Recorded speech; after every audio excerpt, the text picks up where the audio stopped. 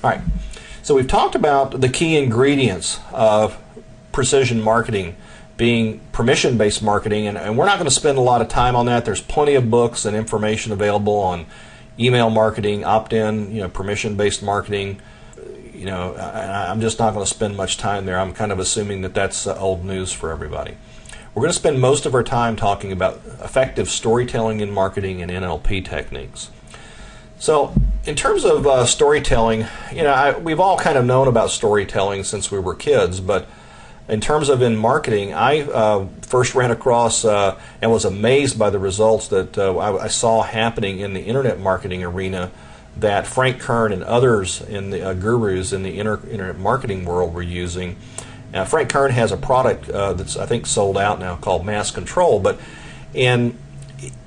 Frank talks about how he generated something like, I think it was $23.8 million in the first 24 hours during these 3 launches combined. Well, that's a lot of product. I mean, this is thousands or tens of thousands of units in 24 hours. And of course, you probably double or triple that over the life of that product. But these are amazing amounts of product that are being sold by telling stories in videos, on sales pages, landing pages, in emails, etc. So that was kind of what got me realizing, there must be something really here if Frank Kern's doing this. And I'm not quite sure where all Frank learned some of this stuff. He talked a little bit about it, but I think he's good friends with John Carlton, and John Carlton is known also as a great copywriter who is recommended and effectively uses stories in his copy all the time.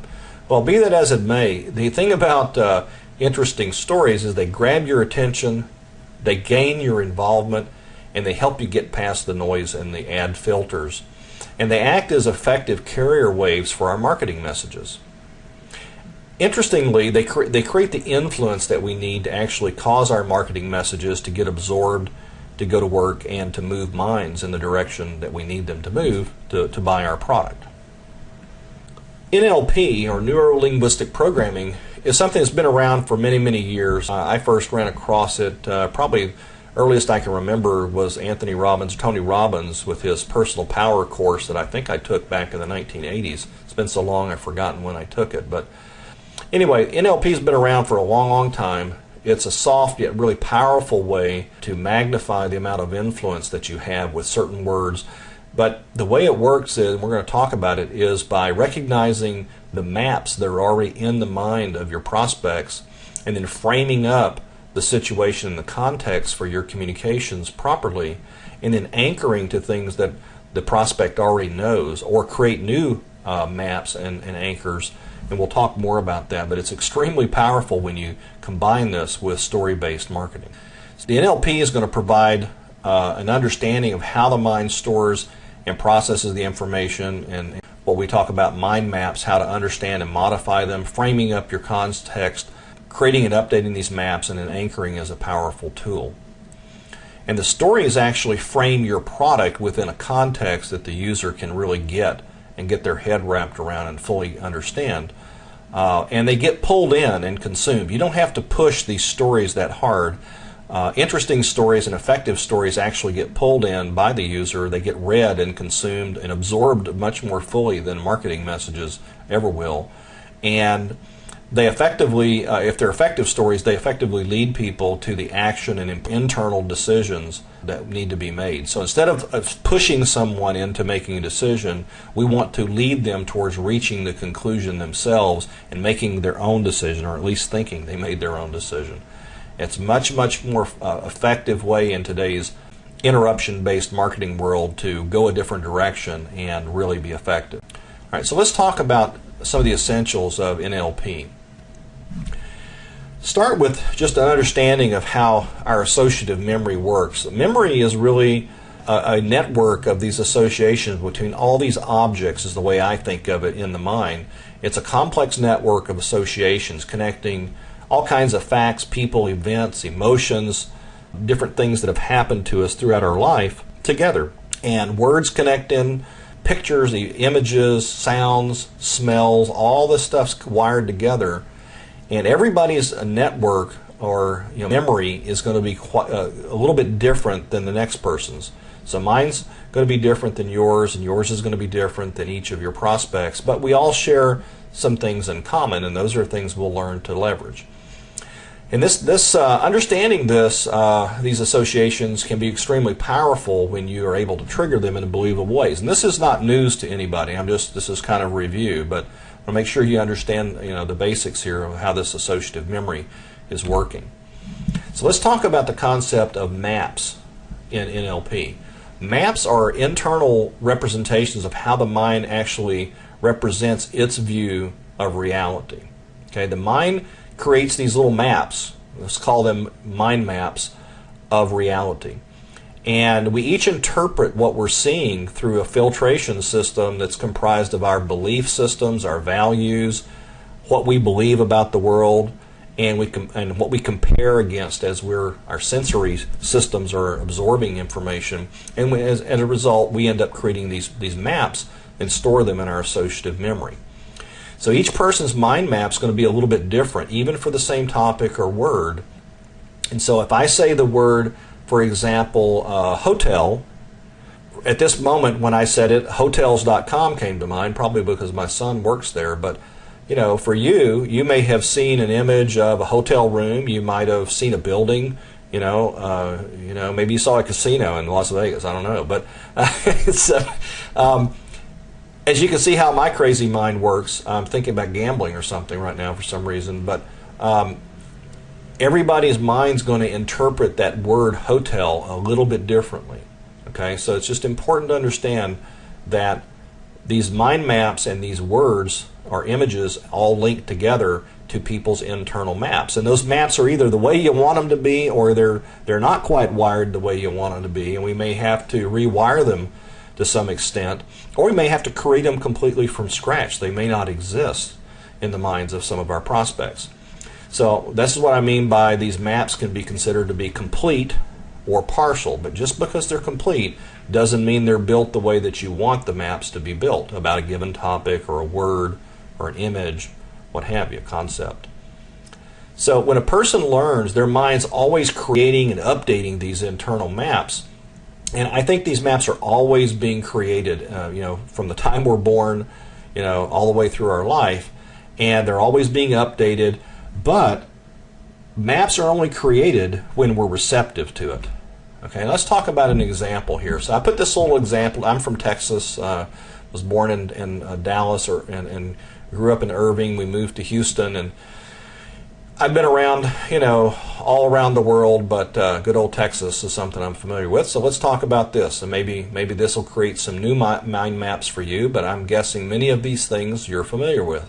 For example, you see here an image of oil wells and bulls and cowboy hats. Well, then there's words that I've put out around the perimeter of this state of Texas symbol. And so there's all kinds of associations just linked to this one thing, Texas.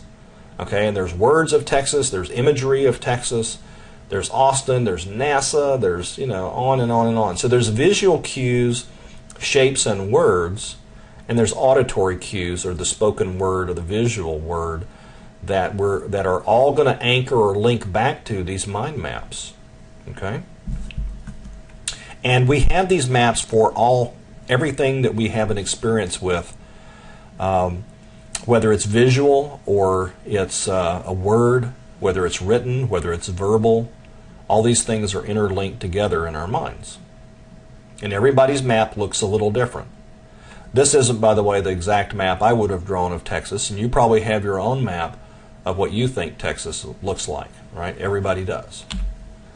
So as marketers, we are effectively map makers, and in marketing, we are makers of maps and we are editors of maps. So when our marketing is really most effective, we're creating new maps in the mind of our prospects about our product, about the world, how we want them to view things, how we want them to evaluate things, to make decisions in our favor.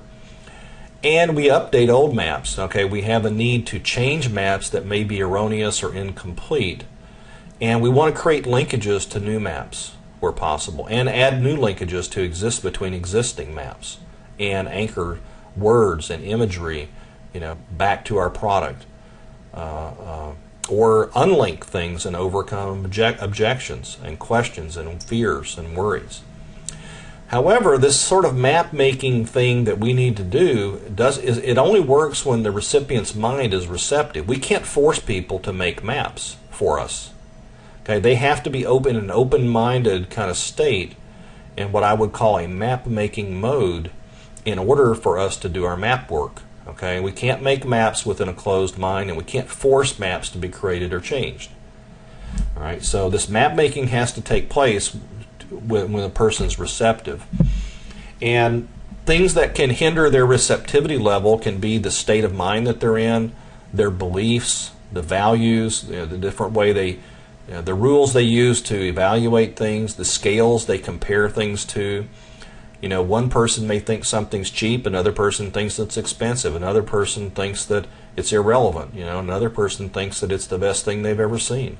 Well, those are all different values. Everybody has different scales and beliefs that they use to judge or evaluate the incoming signals that go into their mind. And their state of mind controls, which of these rules take precedence oftentimes. Now, some maps are hard-coded, meaning they're probably not changing.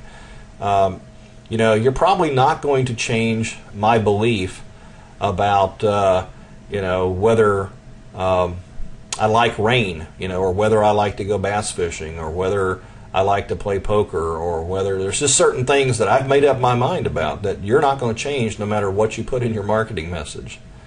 Okay? And on the other hand, there are many other maps that are incomplete or they're weaker maps.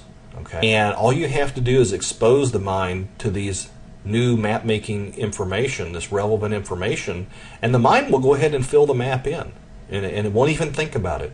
The new information will just plop right into place, and it will not be filtered out. However, it has to get past that receptivity barriers of beliefs and values, etc. Well, guess what?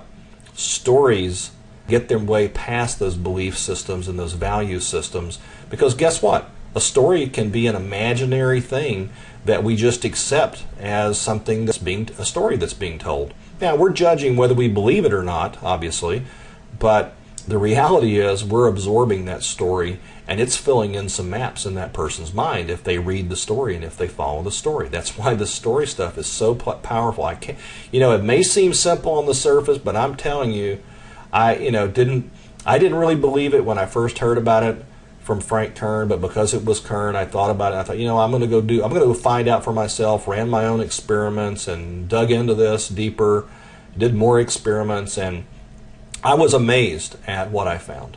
Okay, I was absolutely amazed. And the deeper I go, the more I learn about story-based marketing, the more I realize that we're just scratching the surface here on what's possible. So marketing's purpose is to fill in the proper maps. And by proper, I mean the maps that you need the prospect to have built in their mind in order to reach a conclusion internally to buy your product. Okay, and we want to create these maps, obviously that are constructed in a way that leads the product down the decision-making path that we need them to go down in order to decide to buy our product. And we'll talk about more about that. So let's talk about another concept in NLP called anchoring.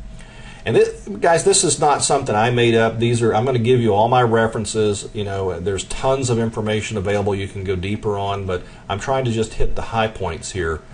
Anchoring are these internal links that are associated with external reality. In other words, we have links that are within our mind between these maps and between words and between pictures and imagery, and we associate those with our beliefs or our view of external reality vis-a-vis these maps. And these anchors associate our senses and perception systems to the maps, through sight, sound, smell, all the different senses to these internal representations. And they link to things like the maps of our worldview, the state of mind that people can be in, and emotions. Some people, for example, you can say one word to them and you'll suddenly trigger an emotional reaction, and their state of mind suddenly changes and they become emotional, and it's clear that you triggered something, and sometimes you didn't even know it or you didn't even mean to, but it happens. Well, This anchoring is very, very powerful. And so the other thing you may know anchoring by is guilt by association. It's these associations can be both positive or negative. They're very, very powerful influencers. They oftentimes evoke very strong emotions or deep-seated beliefs. They connect with very complex belief and value systems. And so it enables us to convey very complex, deep, emotional messages by example, by simply stating an example. And I'm gonna take you through some that we all probably heard more of than we wanted here in the recent election. But let's talk a little bit about how this NLP stuff works. Now, I created this this view of how this works. This is not a scientific or an MD is certainly not reviewed and blessed this, but it's as a computer scientist kind of guy, this is my point of view and way of constructing what's going on here. So we see on the left we've got our senses. In this case, we're going to focus around our eyes and our ears. We've got these two sensory systems feeding a ton of information into short-term sensory memory in our brain, in our mind. Then what I'm calling the mind CPU. Think of that as your conscious mind, and there's probably another process that's subconscious running. And then there's a short-term memory frame that is it's the current context of what the mind is currently evaluating. It's the current context. Like the current context for all of us is in this discussion that we're in right now. Right? It's in this PowerPoint on this display. That's the current frame of mind. Unless your mind's adrift thinking about paying bills or whatever it is else that you're thinking about, your frame of mind is focused right now on this slide. Okay, on the right we've got this associative memory. Now this is obviously just a subset of the associative memory, but we've got images and in this associative network, like the flag in the United States, the actual shape of the U.S., Paris, the Eiffel Tower, in France, this Texas map thing that we did earlier. And then there's words that anchor to each of these maps, like Texas and France and USA and many other words and images that aren't on this shown here on this map. But so what happens when the senses, the ear hears a word, hear me speak a word like Texas, okay, your eye may immediately go over to that Texas symbol, okay, and then you may notice the boots, you may notice certain things, but there's a whole complex thing. All I had to do was say Texas. Now, if you see the word Texas, your mind's going to react a little differently. So the interesting thing is, this is called in NLP different modes. A mode is a sensory mode of how the mind processes information according to these different senses. So obviously in the age of video and audio and incredible 3D graphics, all of the things we have at our disposal as marketers, it's pretty amazing, the things we have the ability to do, and the mind reacts differently depending upon the visual and other anchors, the cues that it gets through these sensory systems, and most importantly evaluates it within the frame or the current context that these senses are feeding these images and these words and sounds in. Okay, the frame is really important because the story sets the frame. Let me say that again. The frame controls how this information coming into the mind gets processed by the mind CPU. Okay, and the frame is going to govern which parts of your associative memory will become most activated, and where those maps will be built. All kinds of things get controlled. Now, I wish I had the exact map of how the mind really worked, but this is kind of my rendition as best I can represent it here, for this purposes of this discussion. So I hope this is a helpful little diagram to give you the idea, at least the concept we're talking about. So let's talk about some examples of this anchoring. So some recent examples that I'm sure you're tired of. I know I am, but there was Obama's campaign engaged in a bunch of negative anchoring, trying to anchor McCain to the unpopular Bush regime. Why? Well, because Bush had, 70-80% unpopular, rating, and so it was great to just anchor him down and make him drag that Bush anchor, behind him, and which worked very effectively. They were successful in anchoring McCain and to the incumbent's economic troubles.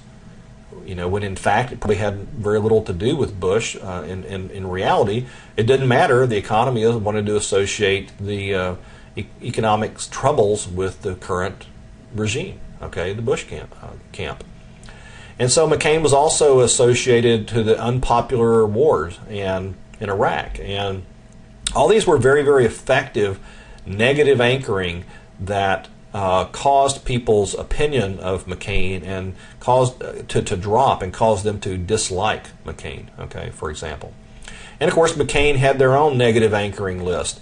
They tried to link Obama to William Ayers, who was a domestic terrorist. Well, obviously they weren't completely successful with this, but they also tried to link Obama to raising taxes and spreading the wealth, the so-called socialism area that Joe the Plumber is now famous for bringing up. I think that was somewhat functional and maybe actually did work. And then they tried to link Obama to Acorn and voter fraud and all that. So you get the sense here of what I'm talking about.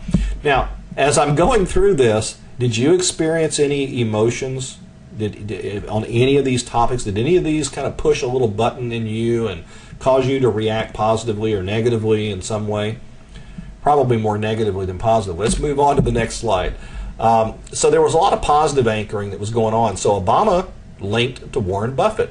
Why Warren Buffett? Well, richest man in the world, what does Warren Buffett equal? Money, success, expertise, somebody that we know, somebody we can trust. A trusted advisor to Obama. Well, if we had any concerns about Obama having gaps to be president, it'd be nice to know that Warren Buffett's going to be at his side, wouldn't it? That fills in those gaps very nicely in our little mind map of Obama. Obama to ending the unpopular war. Wow, what a great thing. Obama's going to be the hero that ends the war. That's a great outcome, I can imagine in my mind. Obama to middle class tax break. Well, that's resonating pretty good for if you're in the middle class. And health care for everybody. Well, so those are all positive things that starts to create a mind map that makes Obama look pretty darn sweet. McCain, of course, they tried to anchor him to winning the war and being a war hero. Unfortunately, the war is negative, so that got negated because the war was negative. And most people weren't in favor of the war, apparently. So, and McCain was a maverick and reform agent. Well, that sounds good, but I'm not sure if people believe that he's going to actually do it. And McCain to keeping taxes low. Well, okay, I think people probably do believe that. But you can see here that, and let's go back a slide here. So McCain's negative anchoring was really questionable in terms of how viable and how believable these different anchors were. Obama's anchoring, though, was very believable. So, yep, McCain, his own words, says he voted with President Bush 90% of the time or something. McCain said, what is he said? We'll stay over in Iraq the next 100 years if we have to. So these are very believable statements that were made. So there's a key here in anchoring. The belief system will not let the new anchor be created unless it's believable, unless it's accepted. Okay, our filtration systems will filter it out if we don't believe it. Obviously, the Obama positive anchoring worked well. Okay, McCain's positive anchoring, it may have worked okay, but it didn't seem to work nearly as well as Obama's, given the way the election turned out. All right, well, just one last thing before I leave. So again, you notice the complex set of emotions and beliefs. These things trigger, these anchors trigger incredibly complex and juicy emotional responses within people, like the statement about Warren Buffett or ending this war. These are incredibly powerful. Okay, so you have to be very, very careful when you select these anchors and you anchor to somebody, because there's usually a positive and a negative aspect. You just got to be very careful. These are powerful, but they can also get you into trouble if you don't choose correctly and if you don't use them carefully. All right, so when we choose the marketing anchors, we want to use the positive anchors to attract people towards the direction we want them to go. Okay, and these will be things like the results you're going to get from taking action if you buy our product, the successful outcomes and the results proof, the winning and the pleasure, all the good stuff. Okay, these are positive things to anchor to, and these can be things, events, outcomes, results, benefits, even people. Okay, like we saw with Warren Buffett, or it could be something like the war. Okay, so speaking of the war, you can use negative anchors to repel people away from the thing you don't want them to go to. Okay, or to repel them away from inaction. Okay, so there's the pain associated with the status quo, meaning you're going to continue to be in pain if you don't buy my product that provides pain relief of some kind. You're going to continue to experience difficulties and losses. And here's a story about somebody who, continued to be in pain and continued to experience these losses and difficulties because of their inaction. And versus, here's a story of somebody who bought the product and look at the great time they had, look at what they did, look at how successful they were, from using the product. So you see how that works? So we just be very careful and explicit about choosing the anchors that you want to attract and repel. And these stories can be used in combination with anchoring to overcome objections, to push people away from the thing they're objecting to and towards making a positive decision, for example. So we want to use anchoring our marketing in a couple ways. Okay, we want results stories backed up with interviews with the person. If it's a real story, which usually works best, interview the person. Become a reporter for 10 minutes, 15, 20 minutes. Interview them and get the full story, because you telling the story has a certain amount of oomph and impact to it. You letting that person who was in the story, the character of the story, tell their own story has 10 times the impact, okay, than you just telling the story. So if you can ever get the person who was actually in the story and interview them, it's incredibly powerful. So you need credible independent review as proof always, okay, because again, people don't trust us because we're strangers to them. We need to give them proof, and interviews with people, other third-party independent reviews, are very, very powerful. Endorsements by well-known authority figures. So why is it companies pay so much to get endorsements? Well, because these authority figures bring and convey a transitive amount of trust. I call it transitive trust. By anchoring to these authorities or celebrities, what have you, you are linking yourself to everything they stand for. Okay, you're linking to the maps that are already built within the mind of your market and your prospects that are associated with this celebrity or this authority figure. That's why endorsements work so well. It's why people pay so much for them. Okay, brand name customer cases and studies. If you're in your market can use logos and brand names in your case studies and your stories, it will also increase the impact and the believability of the stories. Okay, you also can use negative anchors, like I said earlier, examples of somebody who didn't get help, or what's going to happen, to those who don't get help, and how badly we feel for them, and put some emotion into it. Examples of the losses and the difficulties and the trials and tribulations they're going through by not having access to a product like this. And if only they could afford our product, and if only they got help. Examples illustrating the cost of not acting. So, and here's what happened, and they waited until it was too late to get help. And look at what happened to them. Look at what it cost. These don't have to be super explicit, but these stories provide a very subtle way of building these maps and anchoring within the minds of your prospects. So this subtle anchoring vehicle is very powerful, and the stories is the carrier wave that we're going to use to transmit those stories and those anchors and new maps into the minds of our prospects.